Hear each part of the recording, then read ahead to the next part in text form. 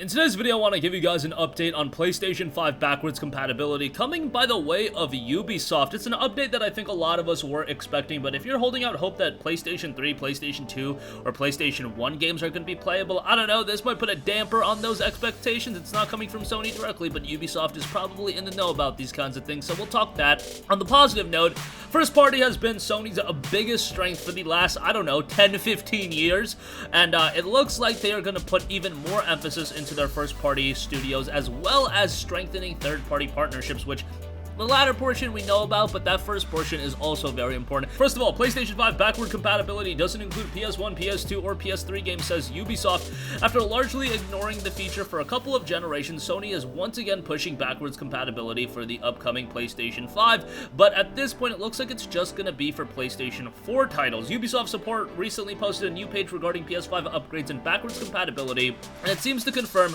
playing PlayStation 1, PlayStation 2, and PlayStation 3 games isn't happening at this point. Backwards compatibility will be available for supported PS4 titles, but will not be possible for PlayStation 3, PlayStation 2, or PlayStation games. Now, a lot to dissect there.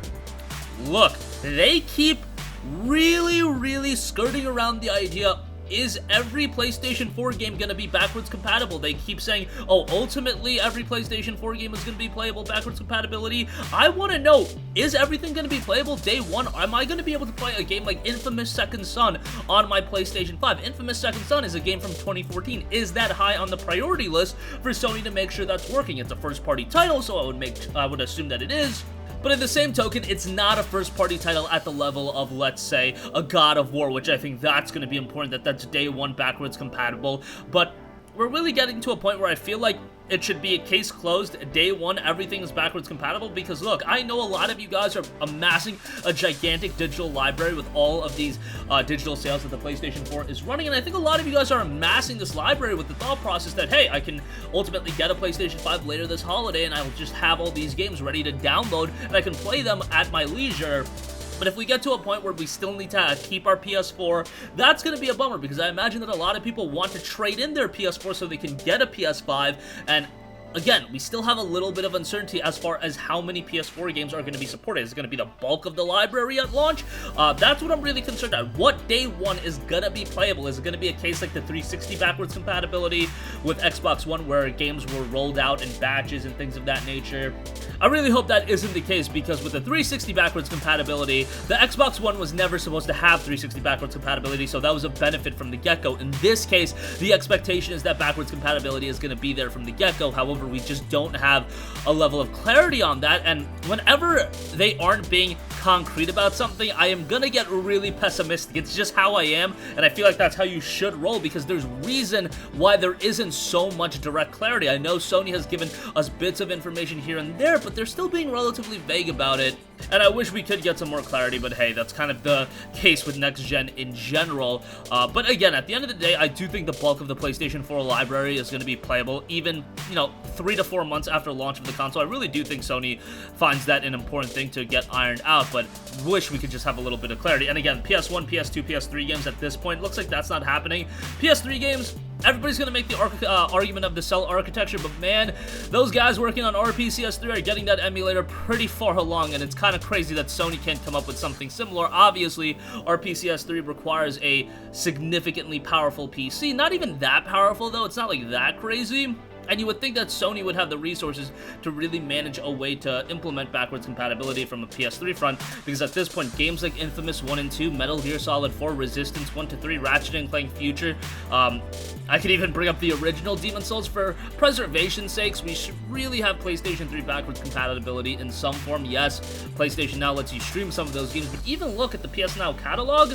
I don't think Ratchet & Clank Future Tools of Destruction is even on there. Tools Crack and Time is, but yeah, we're missing games like that. We're probably missing games like Folklore. I'm pretty sure that's not on there, so just something to think about. Alright, next up, Sony will continue investing in and acquiring studios alongside strengthening third-party partnerships. So we heard a lot about third-party partnerships. That's something akin to Marvel's Avenger getting that awesome deal. Well, I shouldn't really say awesome. It's awesome for freaking PlayStation that they were able to secure the deal, but yeah, Spider-Man being an exclusive character in that game But as of May of 2020, Sony Worldwide Studios now owns 14 developers and it wants more companies with abundant creativity and cutting-edge technology. Sony, of course, mentioned its acquisition of Insomniac Games as an example of this strategy, the report reads. Game titles are the primary content IP for game network and services. First-party titles developed and sold by the platform owner are particularly important as content IP for future value creation and earnings. In addition to improving the personal and work environment in its own studios, SIE, Sony Interactive Entertainment, continues to invest in or acquire firms with abundant creativity and cutting-edge technologies to build up Worldwide Studios. Worldwide Studios encompasses all of their studios, an association of first-party title production studios. Most recently, in August of 2019, it acquired Insomniac Games, a longtime Sony partner that has developed many hit titles. As of May 31st of 2020, Worldwide Studios owns 14 studios and has become one of the world's leading game developer networks with hit series like The Last of Us, God of War, and Uncharted. A strong engine for content IP production. Come on, I love Naughty Dog. I didn't love Last of Us Part 2, but give some other IPs some shine there, you know? You got 2 Naughty Dog IPs listed there. Give Ghost of Tsushima some shine.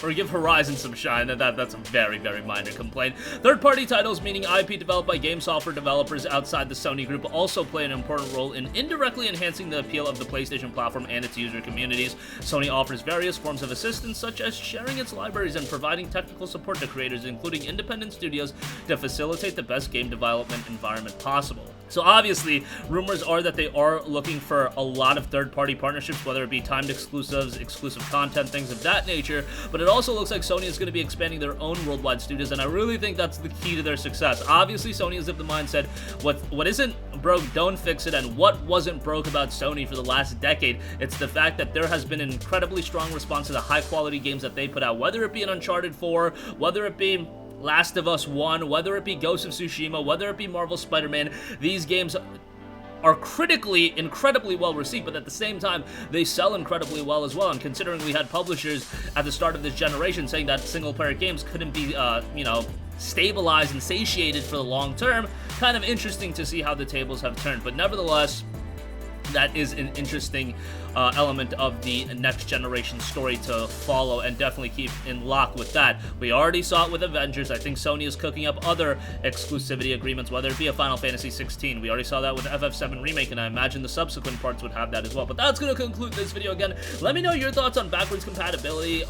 Is that something that you even care about, or are you of the mindset that you're picking up a PS5? I don't even care about backwards compatibility. PS4 backwards compatibility wouldn't even bother you just because you buy a PS5 to play PS5 games. I don't really agree with that notion, but let me know what you think in the comment section down below. And as far as first party and third party in regards to Sony and PlayStation, expect that to greatly expand over the course of the next few months and years. That's going to conclude this video. Sound off with all of your thoughts in the comment section down below. Thank you for watching, and goodbye.